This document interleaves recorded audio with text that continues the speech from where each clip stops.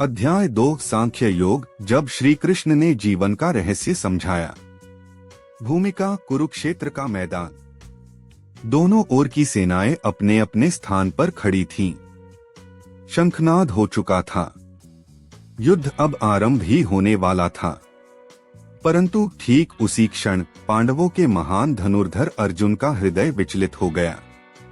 उसने अपना गांडीव नीचे रख दिया और रथ के भीतर बैठकर रोने लगा। हे माधव, मैं अपने ही कुलजनों को कैसे मारूं? मेरे सामने द्रोणाचार्य हैं, जिनसे मैंने धनुर्विद्या सीखी है। भीष्म पितामह हैं, जिन्हें मैं देवता के समान पूजता हूँ। अर्जुन की यह दुविधा और मोह ही द्वितीय अध्याय की शुरुआत है। श्री कृष्ण का पहला उत्तर, आत्मा का ज्ञान। श्री कृष्ण मुस्कुराए। उन्होंने अर्जुन की ओर देखा और बोले, अर्जुन, तू ऐसे समय में दुर्बलता क्यों दिखा रहा है? यह तुझ पर शोभा नहीं देती। यह कहकर श्री कृष्ण ने उसे आत्मा का रहस्य समझाना शुरू किया। न त्वेवाह जातु नासन न त्व नेमे जनाधिपाः न चैव न भविष्यामः सर्वे वयमतः परम। श्लोक 12। अर्थ, न मैं कभी न था, न तुम और न ही ये राजा। हम सभी पूर्व में भी थे और आगे भी रहेंगे। श्री कृष्ण बताते हैं कि आत्मा न तो जन्म लेती है न मरती है। शरीर तो नश्वर है, पर आत्मा अमर, अजर और अविनाशी है। नैन छिन्दन्ति शस्त्राणि नैन दहति पावकः न चैन क्लेद्यन्त्यापो न शोष्यति मारुतः। श्लोक 23। अर्थ, इस आत्मा को कोई शस्त्र काट नहीं सकता, कोई अग्नि जला नहीं सकती, कोई जल भिगो नहीं सकता और कोई वायु सुखा नहीं सकती। कर्म और धर्म का पाठ। जब अर्जुन ने कहा कि युद्ध में मारना पाप होगा, तब श्री कृष्ण ने कर्म का वास्तविक अर्थ समझाया। स्वधर्मे निधन श्रेयः परधर्मो भयावह। श्लोक 35। अर्थ, अपने धर्म का पालन करते हुए मरना भी कल्याणकारी है, पर पराये धर्म का पालन भयावह है। श्री कृष्ण ने अर्जुन को बताया कि एक क्षत्रिय का धर्म युद्ध करना है, जब वह धर्म की रक्षा के लिए हो। स्थिर बुद्धि व्यक्ति की पहचान। इस अध्याय में श्री कृष्ण ने स्थितप्रज्ञ, स्थिर बुद्धि वाले व्यक्ति की विशेषताएं भी बताईं। प्रजहाति यदा कामान सर्वान् पार्थ मनोक्तान् आत्मनेवात्मना तुष्टः स्थितप्रज्ञस्तदोच्यते। श्लोक 55। अर्थ, जब मनुष्य अपने मन में उत्पन्न समस्त कामनाओं को त्याग देता है और आत्मा में संतुष्ट रहता है, तब वह स्थितप्रज्ञ कहलाता है।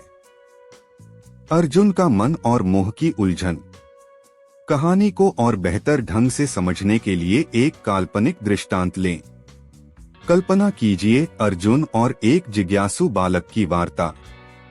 एक युद्ध के बाद अर्जुन विश्राम कर रहे थे। एक बालक उनके पास आया और बोला, महाराज, आपने कैसे उस दिन युद्ध लड़ने का निश्चय किया जब आपका मन इतनी बड़ी दुविधा में था? अर्जुन मुस्कुराए और बोले, वह क्षण मेरे जीवन का सबसे बड़ा मोड़ था। मैं मोह में फंस चुका था। संबंध, ममता, भय और अधर्म की आड़ में धर्म से भाग रहा था। पर जब श्री कृष्ण ने मुझे आत्मा का ज्ञान दिया, कर्म का महत्व बताया और स्थितप्रज्ञ बनने की ओर प्रेरित किया, तब मेरी आंखें खुल गईं। बालक ने पूछा, पर क्या आपने किसी परिजन को मारा?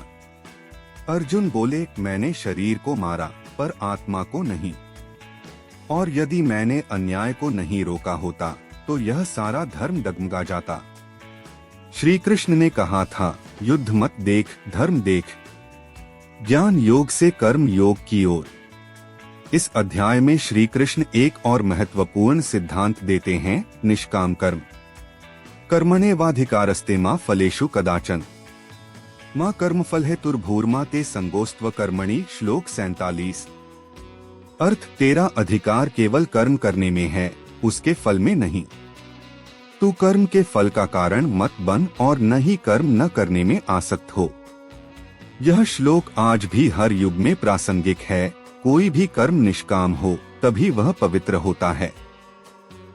भावनात्मक मोड़। जब अर्जुन ने श्री कृष्ण को गुरु माना, अर्जुन ने श्री कृष्ण के चरणों में सिर झुका दिया और कहा, कार्पण्य दोषोपहत स्वभावः पृच्छामि त्वा धर्म समूर्जेता है यच्छ्रेयः स्यान्निश्चितं ब्रूहि तन्मे शिष्यस्तेह शाधीमा त्वा प्रपन्नम। श्लोक 7।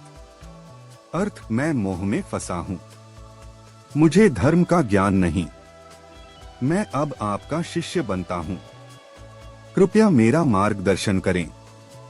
यह श्लोक इस बात का संकेत देता है कि जब मनुष्य स्वयं की अज्ञानता को स्वीकार करता है और ज्ञान के सामने समर्पण करता है, तभी सच्चे ज्ञान की शुरुआत होती है।